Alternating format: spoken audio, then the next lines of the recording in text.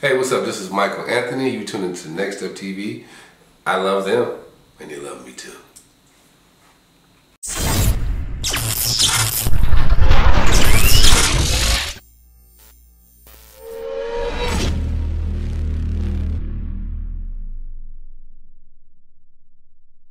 Tell us who you are.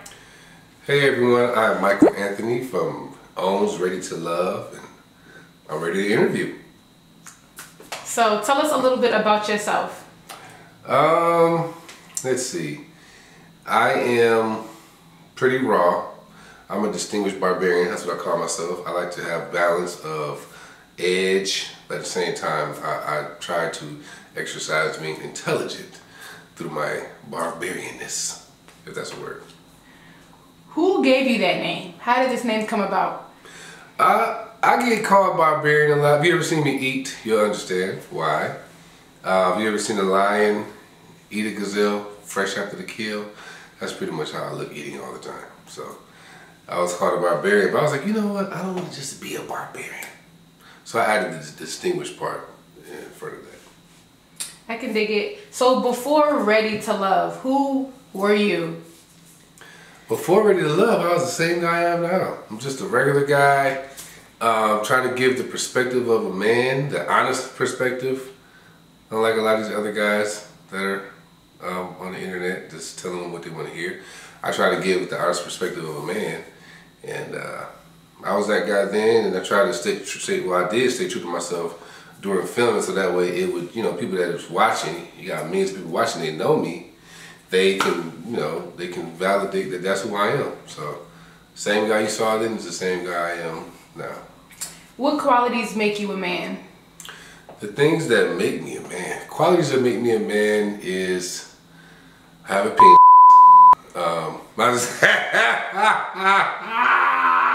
Sorry, I had to do that one.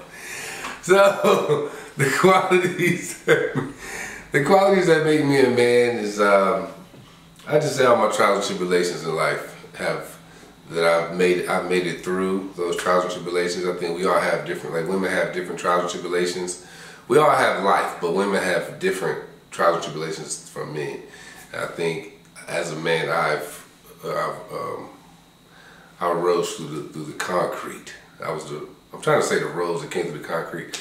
However you want to say that, that's what makes me a man. What are some of the trials that you've gone through that made you who you are right now? Ooh, let's see. I lost my mother. Well, I'm gonna say I lost. I hate saying lost. My mother transitioned in 2009. That was probably the biggest trial and tribulation I had, but it made me a stronger person because at that moment I realized what life really is. Death is a misunderstood reality. Until you understand what death is, you can never know what life truly is. So that was one of my, that's like the highlight. Another of my tribulations, another tribulation I had, I was homeless twice. So, I appreciate everything that I have now. I don't look at material things like I used to look at them. And yeah, I just appreciate life so much more. I understand breathing is a gift. That's the number one gift we forget about. It's breathing. We wake up every morning and we open this gift called life and breathing, and we're like, man, I'm mad about my bills. I'm mad because don't nobody want my ass. I'm mad because I'm just mad at every goddamn thing. So I just said, well, hey, I got a gift called life. So that's me. I don't know if that was answering the question, but we got there some kind of way. It's all good. Sorry. What are some of the things that help you live your everyday life and be as positive as you are? Just appreciate life itself. Being poor as hell, being, fighting off death, losing my mother. Well, I lose my mother. My mother transitioning from the physical realm to the spiritual realm. Just all that stuff, man. All the heartache I've been through. If you didn't have a negative, you don't know what a positive is. So that's what makes me positive. Like a lot of stuff that bothers certain people, it don't bother me because I'm just like, yeah, that hurts a little bit, but my mom's gone, so fuck that. True indeed. Tell me a little bit about how you grew up. I grew up ratchet. You know what I'm saying? I grew up in Buffalo, New York. 13 years. We moved a whole lot, so I did a lot of fighting. For the first 13 years, there was a lot of fighting. Because, you know, I don't know if y'all know about Buffalo, New York. It ain't what y'all think. It's a reason why there's no famous rappers from Buffalo, New York. I'm gonna just tell y'all like that. But you know, moving all the time, I had to assert I was like a lion. I had to assert my dominance. I had to, you know, let people know, because I got a booty chin. So that's his beard, hiding the booty chin. So imagine a little guy with a booty chin, he new to school. You're gonna try him. Then I got to fuck you up. So a lot of that happened. And then I'm sorry, that's not my life. Well, that is my life, it's true. Excuse me. And then, I was happy though. I wouldn't say like, I don't think like, I could just say, oh, my life was terrible. We was poor as shit, but I didn't know, because I was playing. I'm like, oh, this is cool. Another neighborhood. Oh my God, we get to move again. I didn't know what the fucking eviction was, but they were evictions. We weren't moving because we were just exploring. We were moving because, you know, they was coming to kick our ass out of there, but I didn't know. So life was amazing for me as a child, but I just did a lot of, we had some rough neighborhoods I grew up in, so it was a lot of fighting and stuff. But then I moved to Ohio, and I got into like sports and music and like drama, and I just found my passion in Ohio. But life was great as a child. I wouldn't change anything in my childhood. What are your top 3 passions? My top 3 passions would be Ifa is one. That's my spiritual system. Some call it a religion. That's my #1 passion. Secondly would be acting. And third would be, do I have a third one? I don't think I got a third one. Eating. I love to eat. That shit is amazing. Like, eating just makes me so happy. Like, if I'm in a bad mood, like I could be this close from strangling someone, and you just slide up like a slice of pizza right there, and I catch it right before I strangle. I'm like, oh, I bite it, and I'm good. I'm like, was I strangling you? I'm sorry.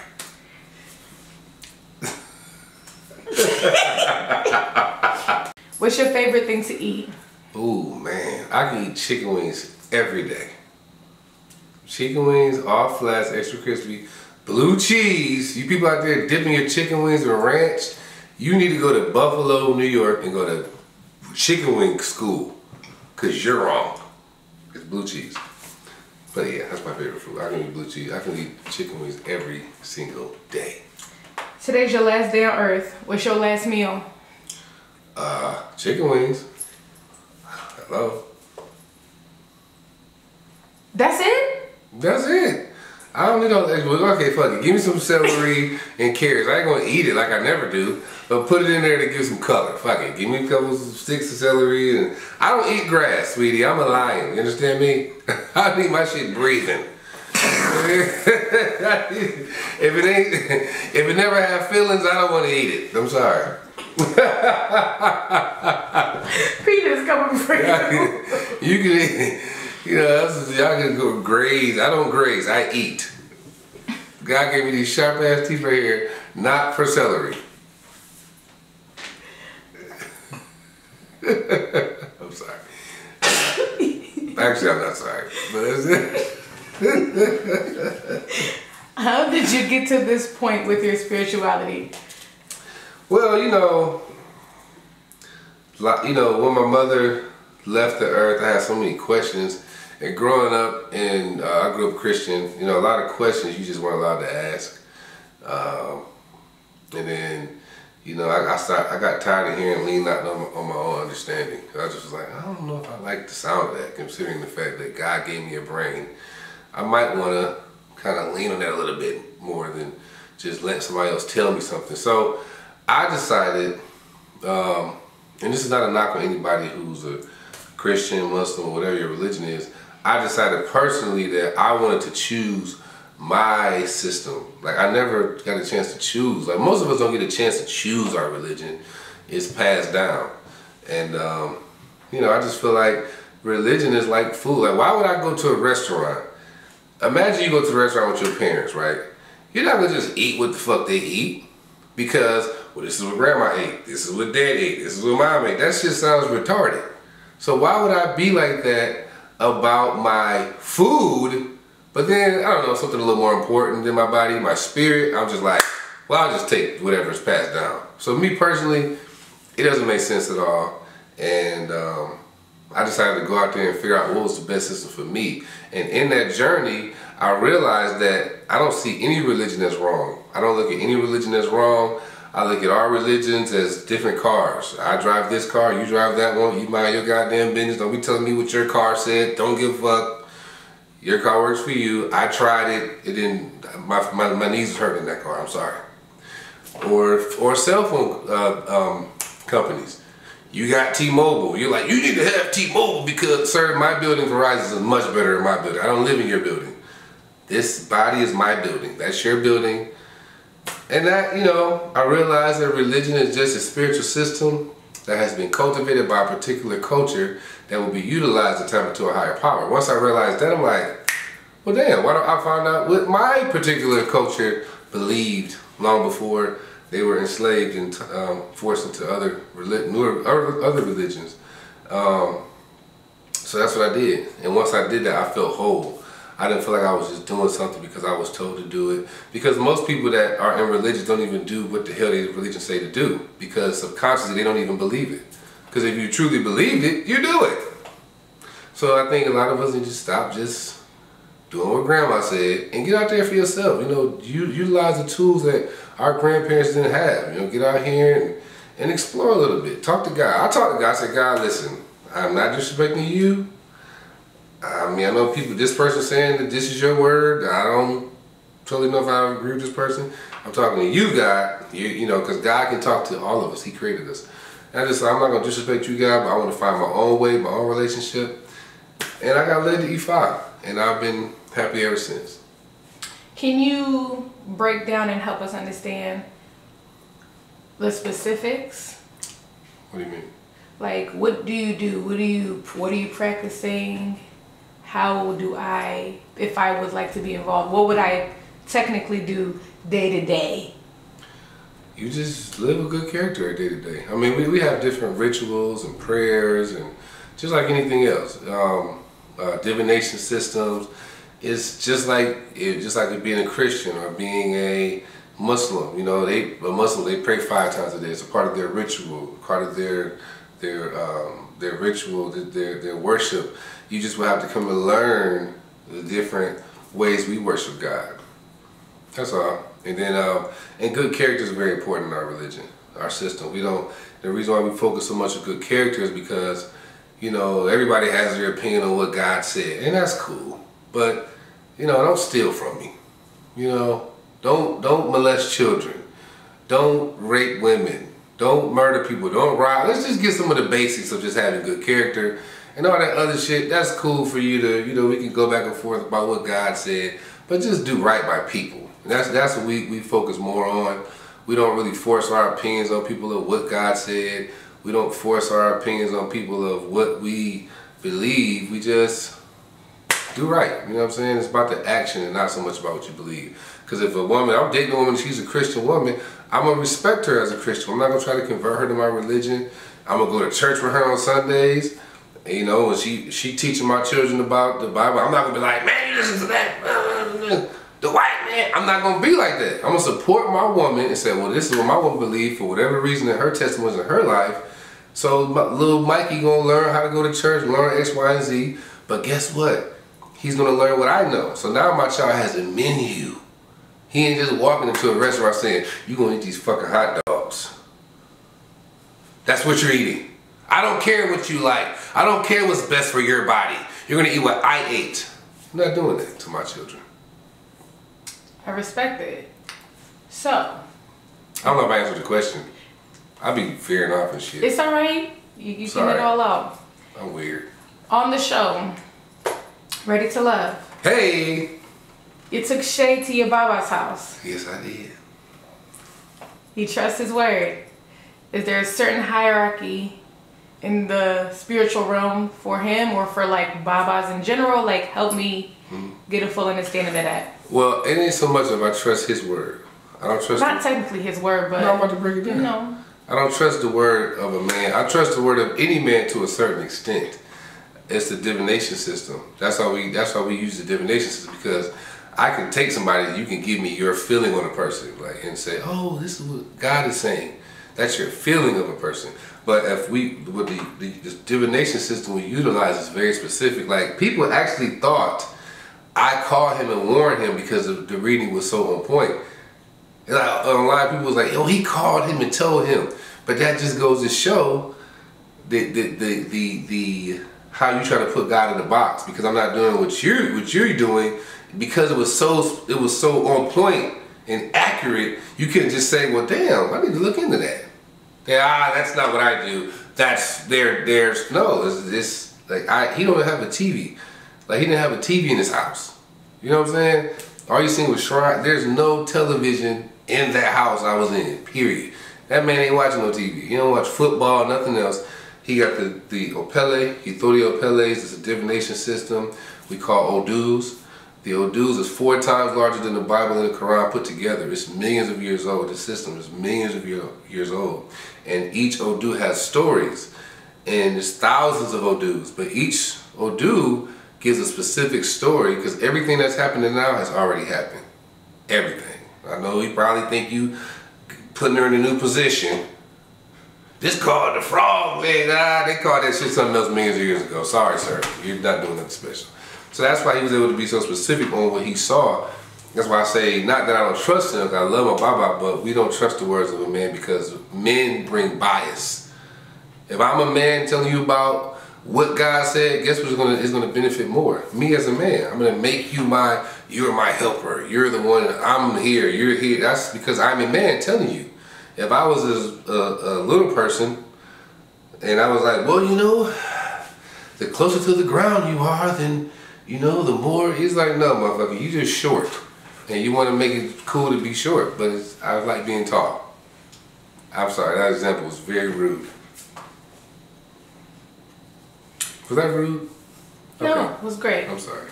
It was perfect. I love short people. I ain't Uncle Short. Ain't that what racist people say? I love black people. They work for me. So, on the show, you had a few options. Were those your top picks coming in? My top pick? At the mixer. Well, Shay was my top pick from the beginning. If it wasn't her, who would it be? Be honest. Probably would have went home. Tell me why. Just, she was, I mean, and all the women were great women, you know. Like, I've made friends, like, all the women there are my friends, but as far as like a romantic connection, it just wasn't, there wasn't one there for anybody else. I seen that you were getting pretty intimate with Shatava, is that her name? Mm-hmm. So, when did you realize that Shatava didn't have your full attention and Shay did? Shay had she pretty much had my attention from day one. Shatava, it was physical attraction. Like, you know, she had a nice body. She was a cool girl. You know, she was a very nice girl. But as far as like being ready to love, it's just, you know, I think we weren't compatible in that way. But she's a great woman. She gonna be. And my thing is this: when I say this about any woman that's on the show, every woman on that show is wife material. Every woman in this world is wife material, no matter what we say and our own opinions of them. But for me, the only woman there that I, you know, felt something for was Shay. Other than that, they're all friends. Like, I'm cool with all the women on the show. What was it that got your attention? About Shay? Mm-hmm. She just was real. She just was raw. She's real. She's natural. She just got that ride or die vibe, ride or die spirit. She like your homie, but then she just, you know what I mean? There's just a lot of different little elements about her. Just like, yo, I like what I like. You know what I'm saying? I don't have like a specific height or you know, her hair has to be this way. Like, I date. If you see like 4 women I date, you be like, what is this dude's taste? Like, what the hell is this dude's confused? But it just is, I'm an energy person. So her energy instantly was like, yeah, I'm rocking with her. Did your energy blend well with all of the men on the show? Yeah, the guys are cool. But I blended, of course, just like with the women, I blended more with like Pastor Chris. You know, I know people hate Aaron, but Aaron and Alex, because I spent the most time with them. Like, you know, the other guys left, like it was fast. Like it wasn't, like they said they at home like 2 and 3 days, they was gone. And then for the rest of like 10 weeks, it was just me, Aaron, and Alex. So we developed a relationship, you know what I'm saying? If you have a sister, and this is just for the ladies, because I know there's gonna be somebody out there like, he friends with Aaron, oh my God, I thought Mike was a good man. Shut the hell up.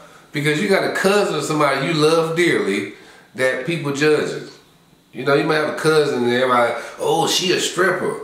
Ooh, what, you gonna stop being a goddamn cousin because everybody else thinks she's stripped? Like, no, I'm not like that. My thing is, as a black man, if I see this brother and he needs some help, which Aaron does need some help, he knows that, you know what I'm saying? I'm gonna pull him to the side and try to help him, you know what I'm saying? Be there to support him, man. Hey man, you know, this shit you did, you know, but, you know, in the cut. I'm not gonna be trying to shine on him in front of everybody so women can say, you need to call him out. I was getting a lot of that too. You need to call, I'm not calling no grown ass man out for running game on a fucking television show. Like, he's not R. Kelly. I'll call R. Kelly motherfucking ass out. I'm not calling out a guy that's on a television show who pulled his shirt up and showed his abs the very first day and women decided to go forward with this motherfucker. That ain't no me. But yeah, Aaron, Alex, pray for Alex. He's still, he in the hospital now. He's off of life support or off of the machine, but he's not talking. But he's aware. He has eyes open. Yeah, Alex, Aaron, Pastor Chris. Me and Pastor Chris, the closest of all the guys though. Yeah, I talked to Darnell time to time. We worked out a couple times. Keba cool. Like, I'm cool with all the guys. I mean, you know what I'm saying? But you know how it is. You got your group, you hang with certain people more. So, besides Shay, what's one thing that you gained that you're gonna take away from this experience? Man, that dating, self-reflection is important in dating for men and women too, because you know my thing. I learned my lessons after the show. Excuse me. My greatest lessons was learned after the show, watching how society thinks. You know what I'm saying? Like the majority, and this show was mainly viewed by women, and just watching, I'm like, damn, it's like 1 million comments going in on Aaron or how he ain't shit, blah, blah, blah, blah. But ain't nobody really talking about the fact that the women chose him. He lifted his shirt up. If my sister, okay, watch this. If me and my partners go to an event looking for love, and there's a woman that stands up on the table and pulls her dress up and starts shaking her ass in front of everybody, the very first day we meet her, and one of them guys decide to try to take her serious, whatever happens at that point, he fucking deserves it. But see, what the way society is, and I'm gonna just say it, I love my queens out there, but the way society is, it's like, we love to just focus on men ain't shit. We never, like a lot of women out there who keep fucking with these losers, like all these men is just playing game. No, sweetie, you keep attracting all the playing game ass motherfuckers. That's what you're attracting, because you're not looking at the fact that, I don't know, they lifting their shirt up on your ass the first day you meet them. So I just think self-reflection is something that's missing a lot in our community. Needs to be worked on. What's one word of advice you would give to these wonderful people looking for love right now? Be prepared to be hurt. You know, dating is like, you gotta be vulnerable to have a real chance of love, and it don't always work out. You know what I'm saying? Like, I think people, the thing that get on my nerves the most about dating is like when I meet a woman and if it doesn't work, she's like, I opened myself up to you and this didn't work. It's like, I opened up myself to you too. This shit just didn't work out. I'm not gonna just stay with your ass because you opened yourself up to me. Like, if I don't wanna be with you, or you don't want to be with me, you shouldn't stay with me if you don't want to be me because I open myself up to you. I think like people gotta just go. If you want to date, you gotta have tough skin dating. You know what I mean? You gonna come into some people that's playing games. You gonna come, but do you just quit? Like when you try to get a job, you try to get 5 jobs. They're like, I'm sorry, we're not interested in you because we don't want you here. Or you can be like, you know what? All these jobs is just ain't shit, and jobs ain't playing games. Do you want a fucking job or no? You gotta keep applying for fucking jobs. That's dating too. I think people are too sensitive to date nowadays. If you're gonna be so sensitive, you ain't ready to date. Period. So where can these beautiful people find you? Man, listen, follow me on Instagram, Facebook, and Twitter at Mike Bless. And then please, please, please subscribe to my page, Mike Bless TV on YouTube. I promise you I'm just gonna keep it real with you. Please.